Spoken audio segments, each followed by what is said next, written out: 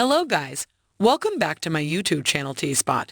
In this video, the film begins with Jin Moro's narration of the elderly Duras reading the novel's opening paragraphs in the year 1980. A flashback to a 29 afternoon on the shore of the Mekong River follows this immediately.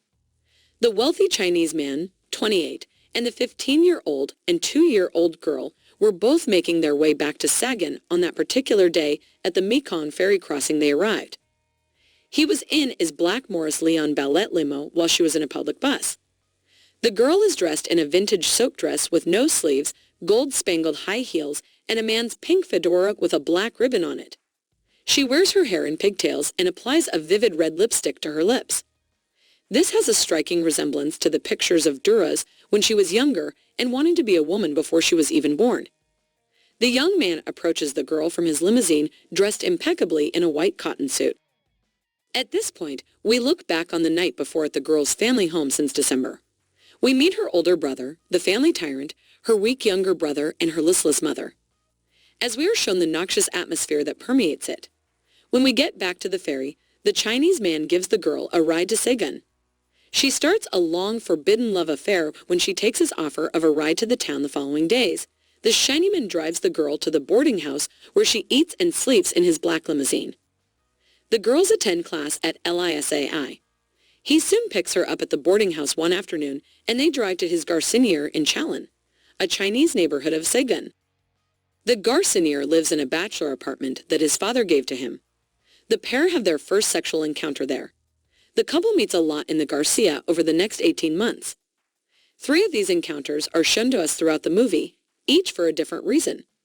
In colonial society, the situation the lovers find themselves in is truly romantic and tragic. As a white girl, she cannot possibly tie the knot with a Chinese man. He is forbidden to marry anyone, especially a white girl. According to Chinese custom, for social and financial reasons, his father will select his wife. In addition, after their first sexual encounter, he declares that he is unable to accept her as his wife because she is no longer a virgin. She responds that since he is Chinese and I don't particularly like Chinese, this is fine with her. As a result, even though they are aware that their love affair is doomed from the start, they continue to pursue it until it comes to a cruel and inevitable end. The girl eventually wants to show her prize to her family. To beat their interest in order to meet her lover, she plans a dinner in town for her family. The outcome is a complete disaster except for her older brother, who insults the Chinaman and tries to start a fight. The mother and her 2 brothers eat so much food and get drunk that they never speak to him. The group goes dancing after the dinner. The Chinaman becomes envious when the young brother and the girl dance together, implying that they have a strange, almost incestuous relationship. Back at the Garcia, the girl and the Chinaman engage in a violent argument. As a result of this, the family pretends not to think about the Chinan's likely relationship with the girl because he is generous. However, the mother is deeply repulsed by her daughter's relationship with the Chinaman, and she engages in a number of violent encounters with the girl. The Chinan marries the young, wealthy Chinese girl his father chose for him in a beautifully elaborate Chinese ceremony, which is further complicated by the vicious interference of her oldest son. In sharp contrast to the Chinan's demeanor, the wedding proceeds in a very festive mood, and the girl watches passively.